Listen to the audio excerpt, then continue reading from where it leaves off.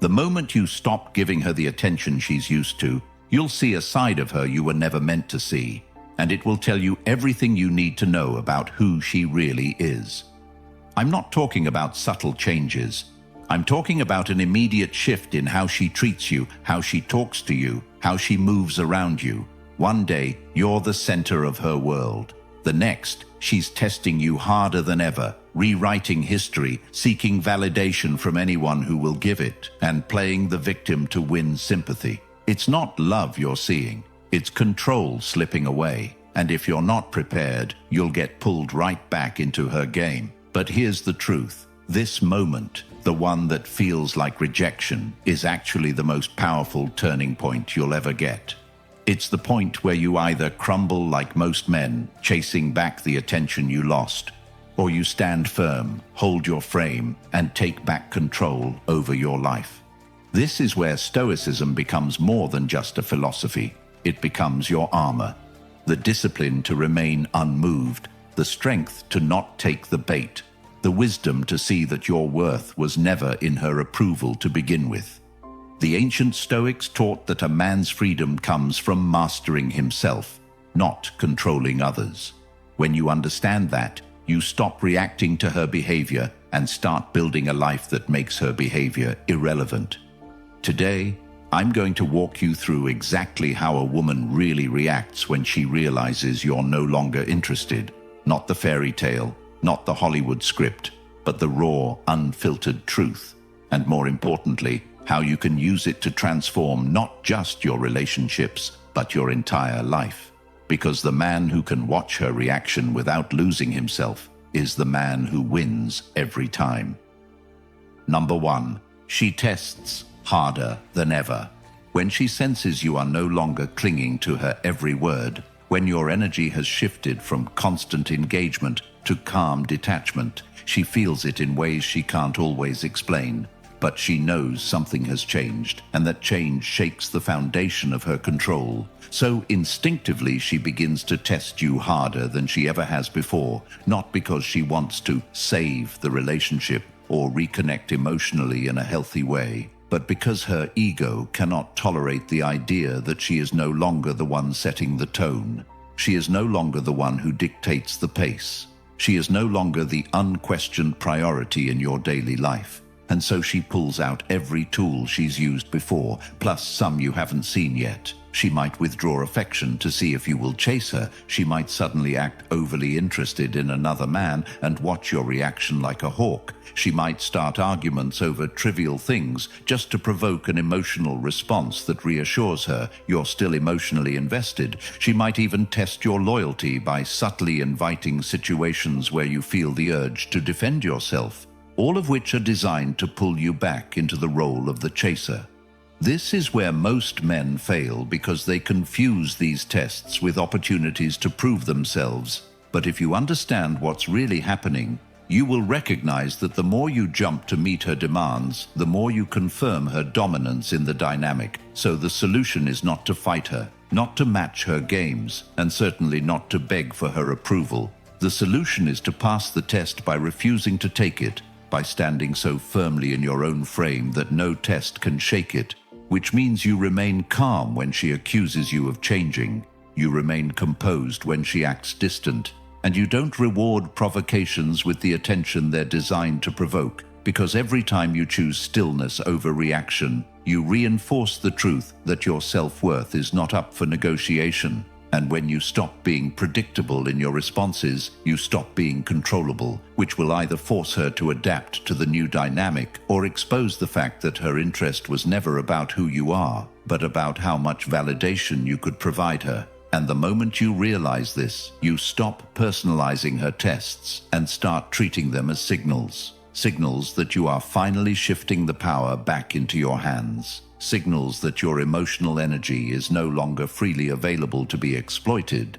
Signals that you have stepped into the position of the man who is chosen rather than the man who chases. And this is where you must double down on your focus on yourself. Because in moments like this, the temptation to slip back into old patterns is strong, so you train yourself daily to respond less and act more on your own goals.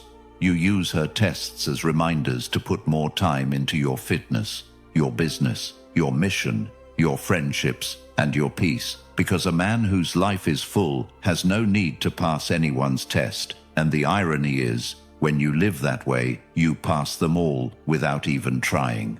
And if you're serious about mastering that ability, about becoming the man who never bends under pressure, I've put everything you need into the Stoic Relationship Blueprint, the exact framework that shows you, step by step, how to recognize every test, respond with unshakable composure, and keep the power in your hands no matter what she throws at you. It's linked in the comments, and once you get it, it's yours for life. No one can take it from you, and you can return to it whenever you need a reminder of the principles that keep you centered and in control. This isn't just information, it's the kind of knowledge that changes you forever, the kind you'll wish you had years ago, and the kind that ensures you'll never lose yourself in a relationship again. Number 2, her ego takes the first hit. When your attention starts to fade, when your calls become less frequent, when your conversations shift from being about her to being about your own pursuits, the first thing she feels is not heartbreak. It's a deep, sharp blow to her ego. Because for many women, your constant attention isn't just a bonus. It's the fuel that reinforces her self-image as desirable, important, and in control. And when that fuel supply drops suddenly, she is forced to confront a question she may not have faced in a long time. What does it mean if I'm no longer the center of his world? And this is not a comfortable question for her, so she reacts in the only way that feels natural. She works overtime to restore that feeling of being wanted, which could mean she starts posting more calculated images on social media. She starts dressing more provocatively when she knows you'll see her. She might even casually mention the attention she's getting from other men, all with the unspoken aim of triggering your competitive instinct, so you return to giving her the attention she craves. And in this moment, you need to understand something critical. Her sudden uptick in effort is not a sign that she values you more. It's a sign that she values how you made her feel about herself. And if you take the bait and rush to reassure her, you reinforce the idea that her worth determines your behavior. But if instead you hold your ground, focusing on your own mission and refusing to feed her ego at your own expense, you send a message far more powerful than words. You show her that you can stand on your own, that your validation comes from within, and that your identity is not tied to how much you please her. And this is where Stoic principles matter more than ever, because a Stoic man does not let another's perception determine his self-respect. A Stoic man measures himself by his actions, his discipline, his values, not by the approval of someone who might withdraw it tomorrow. So when her ego takes that hit, you let it, because it's not your job to protect her from the discomfort of losing priority in your life. And if she chooses to deal with that discomfort by seeking validation elsewhere, you don't stop her. You simply continue to live in a way that makes you proud, because in the long run, a woman will either rise to meet the standard you set, or she will drift away in search of easier validation. And both outcomes are in your favor, because either way, you remain free from the trap of building your worth around how much attention you can give to someone who values the feeling of being wanted more than the person who provides it. Number 3, she seeks validation elsewhere.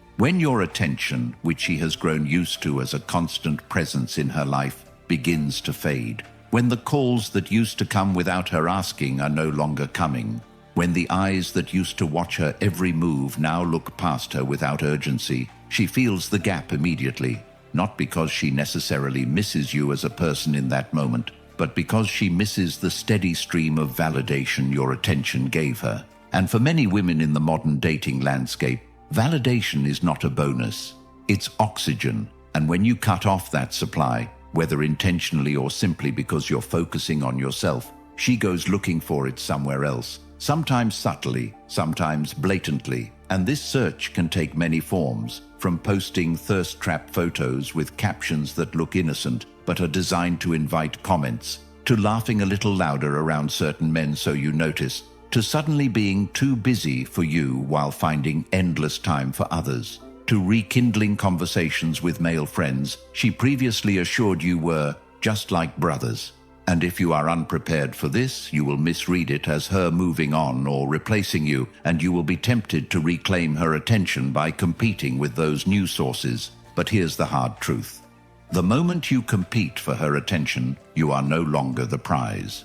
You've put yourself in the same category as every other man fighting for her gaze. And in doing so, you've thrown away the advantage your detachment gave you. So instead of chasing, you must recognize this as the clearest signal that the dynamic has shifted in your favor, because the fact she is seeking validation elsewhere means your absence is felt, your attention has weight, and if she has to go find it somewhere else, she is indirectly admitting that what you provided mattered. And in that moment, the most powerful thing you can do is to continue starving the cycle of instant reassurance. Because a man who is firm in his value does not panic when someone seeks attention elsewhere. He stays committed to his path, his goals, his discipline, his purpose, and in time, one of two things will happen. Either she will return, curious and unsettled by the fact that you didn't react the way most men do, or she will drift further into the arms of those willing to give her the shallow validation she craves.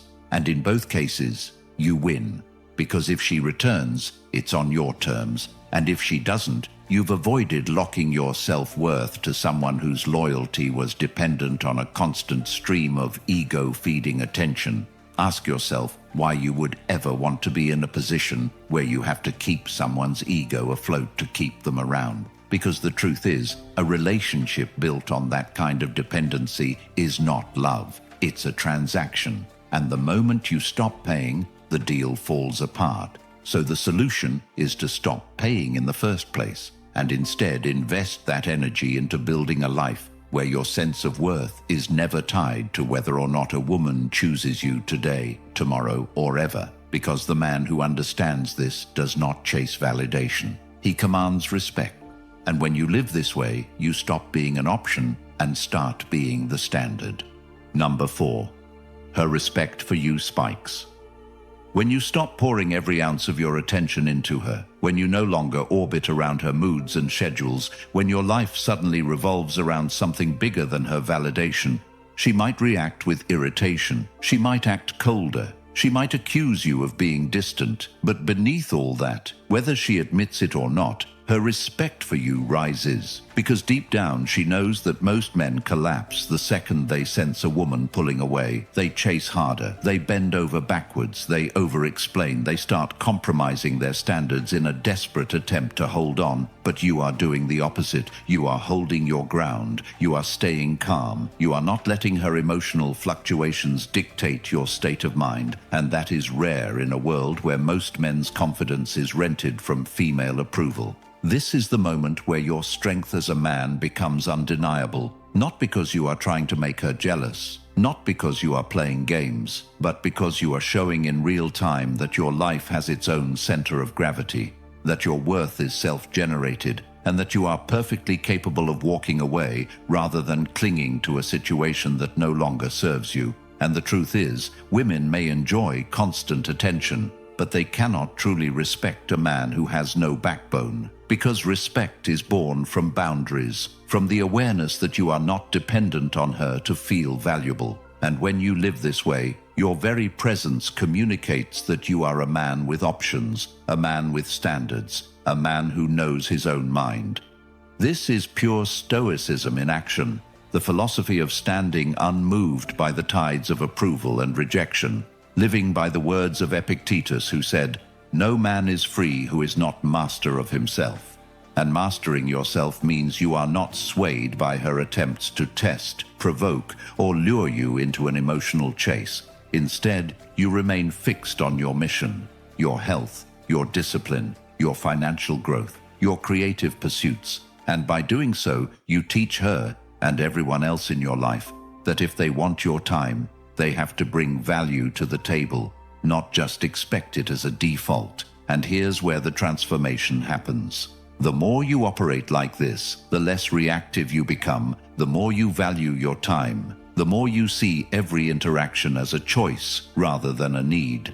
And ironically, This is when she often becomes more engaged, more curious, more drawn in, because the man who doesn't need her attention to function is the man who she instinctively respects, and that respect, unlike fleeting attraction, is the foundation for any relationship worth having. So if you take nothing else from this, take this. Stop measuring your worth by how much of yourself you can pour into someone else. Start measuring it by how much of yourself you can retain, protect, and grow, regardless of who is or isn't in your life. Because the day you truly internalize that lesson is the day you stop being replaceable in any meaningful way.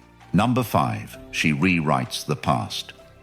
When the reality sets in that you're no longer as invested as before, when the attention she once took for granted is no longer flowing toward her like an endless river, when you stop centering her in every decision and instead put your focus on building your life, she is forced to reconcile a truth she doesn't want to face. She is no longer the unquestioned priority in your mind. And for many women, rather than sit with that discomfort and reflect honestly on their role in the shift, it is easier to rewrite the past into a story that protects their ego and places them in a position of control. So you may hear through mutual friends that she's now claiming she wasn't really that into you, or that she saw the signs early on, or that things were off for a long time. Not because those statements are objectively true, but because they allow her to frame the situation in a way where she is not the one who lost something of value. And if you aren't grounded, hearing this can tempt you into defending yourself, setting the record straight, and proving the real version of events. But that is exactly the trap you must avoid, because the moment you start trying to correct her narrative, you step into her frame. You validate her importance by showing you care deeply about how she is portraying you. And in doing so, you reveal that you are still emotionally invested in her perception. But the truth is, her version of the past does not change the reality you lived. It does not alter the lessons you've learned, and it certainly does not dictate the future you are building. So instead of spending your energy fighting her revisionist history, you spend it on something far more powerful, living in such a way that the life you're building now speaks louder than any story she tells. Because no matter what words she uses, people notice patterns. And when they see you thriving, improving, and elevating, the contrast between her narrative and your reality becomes obvious. And over time, that quiet exposure is far more devastating to her ego than any direct rebuttal could ever be. In Stoic thought, this is the art of not being dragged into the theater of someone else's drama, of understanding that your worth is not determined in the court of public opinion, of accepting that people will distort reality to fit their needs, and realizing that it is not your responsibility to correct every distortion. It is your responsibility to live with integrity so that your life itself becomes the undeniable proof of who you are. And when you operate from this position, not only do you protect your energy, but you also make it impossible for anyone, past, present, or future, to hold power over you through false narratives, because the truth is, the man who does not defend himself against lies is often the one who stands tallest in the truth. Number 6, she plays the victim card. When she realizes that you are no longer reacting to her in the way you used to, when she feels the emotional distance that you have created by no longer placing her above your own peace, when she senses that the power dynamic is shifting away from her control, one of the most common tactics she will reach for is to cast herself as the victim in the story, not because she is genuinely wounded in the way she will claim, but because victimhood gives her two things she is desperate to reclaim: sympathy from others and moral leverage over you. So she might start dropping subtle comments to mutual friends about how you've changed, or you're not the same person anymore, or she might outright tell people that you have wronged her, painting the situation in a way that frames her as the innocent party and you as the one who caused the pain, because in her mind, if she can convince others you are the villain, she regains the upper hand without ever having to address her own actions. And if you aren't prepared for this, you will feel the urge to fight back, to defend yourself, to correct the story so everyone knows the truth. But in doing so, you step directly into her trap, because defending yourself in the court of public opinion not only wastes your energy, it also validates the idea that her version of events matters enough to you to respond, which only feeds the narrative she is building. The hard but liberating truth is this: you do not have to attend every battle you are invited to. And in this case, the most powerful thing you can do is refuse to play the role she has written for you. Because when you stop reacting to false accusations and start living in a way that makes your integrity obvious, the contrast between what she says and what people see with their own eyes will dismantle her narrative far more effectively than any defense you could mount. And here's where your mindset must shift from emotional to strategic.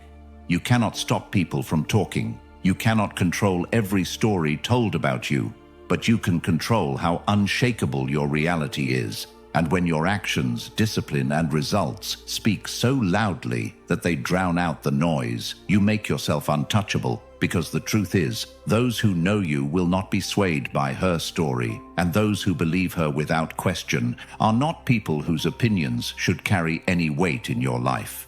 In Stoic philosophy, this is the essence of self-governance: to focus only on what is within your control and to let go of what is not. And in practice, it means you spend zero time trying to convince the wrong people of the right thing, and all your time building a life so solid that even your enemies cannot deny your progress. And as you do this, something powerful happens. The victim card loses its value because it only works when the audience is willing to buy it. And over time, when her words no longer match your reality, the sympathy she once received begins to fade, the narrative falls apart, and you are left not only with your dignity intact, but with the quiet satisfaction of knowing you won by never stepping onto the stage she built for you. Number 7. She tries to pull you back in. Once she realizes that her tests aren't breaking you, her ego maneuvers aren't drawing you back, and her victim narrative isn't making you chase, she often resorts to the most tempting tactic of all: suddenly turning the warmth back on, reappearing in your life with the same charm, playfulness, and intimacy that first drew you to her. But this is rarely about genuine change or newfound appreciation for you as a man. It's a calculated move to re-establish the dynamic where she had the upper hand. So she might message you unexpectedly with a sweet memory, casually suggest meeting up, or even initiate physical closeness, all of which is designed to spark your emotions and trigger that old pattern where you drop your boundaries the moment she gives you the attention you've been conditioned to crave. And if you aren't brutally self-aware, you will mistake this as proof that she finally sees your value, when in reality it's often nothing more than a control check to see if she can still influence you at will. Because if she can pull you back in after all her prior behavior, she knows she can keep you in a cycle of giving more than you receive. This is where you must pause and ask yourself a question that cuts through the emotion. If I go back, what am I going back to? Because in most cases, what you are returning to is the same pattern that caused you to step back in the first place, only now with the added knowledge that she is willing to manipulate the emotional climate to keep you tethered. And the danger here is not just losing the ground you've gained, it's reinforcing to yourself that your boundaries are negotiable. So the solution is to anchor yourself in your long-term vision rather than your short-term feelings, to measure her actions not by the temporary warmth she shows now, but by whether her behavior over time aligns with the standards you've set for your relationships. And this requires the discipline to resist the lure of instant gratification, to remember that the same person pulling you close now was comfortable testing, dismissing, or even devaluing you when she thought you'd never walk away. And unless there has been a clear and sustained shift in how she shows up, the safest and most self-respecting choice is to keep walking forward on the path you've built without her. Because when you do this, you send a message not just to her, but to yourself, that your growth is not for sale, that your peace is not a bargaining chip, and that you refuse to trade the life you are building for the fleeting comfort of familiar affection. And the irony is, it's often at this point, when she realizes the door is truly closed, that her respect for you solidifies because she's finally seen that you are a man who will not betray himself just to keep someone else close. And whether she stays gone or tries again, you've already won because you've proven to yourself that you are loyal first and foremost to your own values, and no amount of attention, intimacy, or nostalgia can buy that back once you've made the decision to protect it. Number 8, she moves on, but still watches. Even when she appears to have completely moved on, when you see her with someone new or hear through the grapevine that she's living her best life, even when she makes sure her social media is filled with pictures and posts that project happiness and progress, there is often still a quiet thread of curiosity connecting her to you. Because the truth is, a woman rarely forgets a man who stopped giving her what she expected and refused to be pulled back into the old dynamic. And no matter how much time passes or who she's with, part of her will wonder how you're doing, whether you've changed, whether you've improved, and, most importantly, whether you've done it without her. So she might occasionally check your profile, ask a mutual friend about you, or find subtle ways to signal she's still aware of your existence. Not always because she wants to come back, but because she wants to know if the choice she made or the situation she lost has caused her to fall behind in any way. The mistake many men make here is interpreting this quiet observation as a sign that she secretly wants to return, and they open the door without realizing that some people look back not out of desire, but out of ego. And the danger in letting her re-enter is that you might confuse her curiosity for commitment, when in reality she may simply want the reassurance that she could still have your attention if she wanted it, which keeps her in control of the emotional narrative. So the way you turn this situation to your favor is by making sure that what she sees, whether directly or through others, is a man who has not only moved on but has grown in every measurable way. Because when you build a life so strong, so fulfilling, and so aligned with your values that you would never trade it for the past, you take away the power of her watchful eye, and instead of feeling pressure or temptation from her lingering presence, you use it as fuel to keep building, to keep proving to yourself that your worth was never tied to her approval or attention. And in doing so, you make yourself truly untouchable, because whether she admits it or not, the silent respect that comes from seeing a man thrive without her is far deeper than the temporary attraction she may have felt before. And while she might still watch, she will do so, knowing that she is watching a man who will never again hand over the keys to his happiness, a man who has taken the lessons from that chapter and used them to write an entirely new story. And that, in the end, is the only closure you ever need.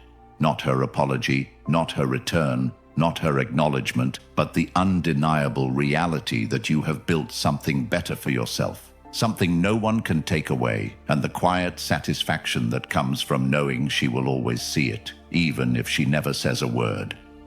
Most men will never hear this, and they'll spend years chasing women who test them, disrespect them, and drain them, all because no one ever taught them how to stand their ground. But you're here now, and you have a choice. Keep living on repeat, or take the step that changes everything. The Stoic relationship blueprint isn't just a book. It's a weapon, a shield, and a map for any man who's tired of losing himself in relationships.